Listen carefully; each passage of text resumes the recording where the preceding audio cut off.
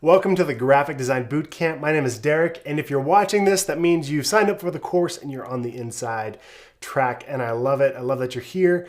We're so excited to have you, and by we, I mean our awesome community.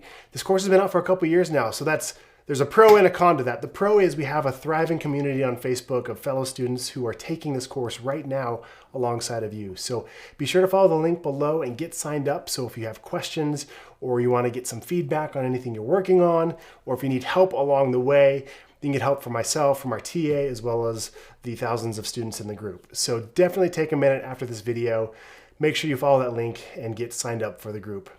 The next thing I want to say is the con to this having been out for a couple of years is that, as I'm sure you're fully aware, technology gets updated all the time. So this being a technology-based course, you're going to notice there are some things that have changed. So I work really hard to keep this as current and fresh as possible. Current both from the topical level as far as what I teach you, that it's relevant information that will be helpful for you as a graphic designer, but also relevant in that when you're looking at the screen, it looks like the same thing that you're doing.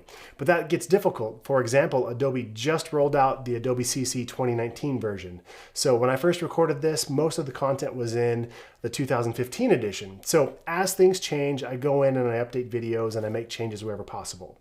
The other thing to be aware of, if you're using an older version of the software before the Creative Cloud, so like CS6 or CS5, you'll notice that there might be some things that you can't do because some of the new functionality has recently been added.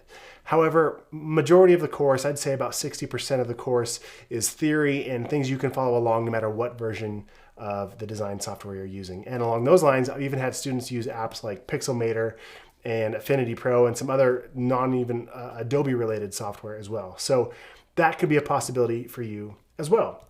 So the next thing I want to take a second is just encourage you. I know that when you get started on something new, it can be scary and daunting for those of you that maybe have no experience. And I just want to let you know that you can do it. I believe in you. And if you have any questions at all, please feel free to hit us up in the Q&A section or again in that Facebook group. Those are great places to get a hold of us. And then last, if you already have some experience and you've already got the application set up, feel free to skip the next lecture and just dive right into the content. In the next lesson, we're going to get you up and running, get the software installed, and we're going to dive right in. And then last, I want to point out that at the end of the course, there's a bonus section. I was recently challenged to go live every single day for 30 days or on a row on Facebook. So I have a 30-day Facebook Live challenge back at the end of this course where you can watch content from there. You can get a behind-the-scenes look at my daily, well, maybe not my daily life, but as far as my office and some of my workflow tips and tricks and just some Q&A with students. So it was a lot of fun to do, and I hope you learn a lot from that. So that's pretty much it. Again, I just want to say thank you so much for joining, and let's get started.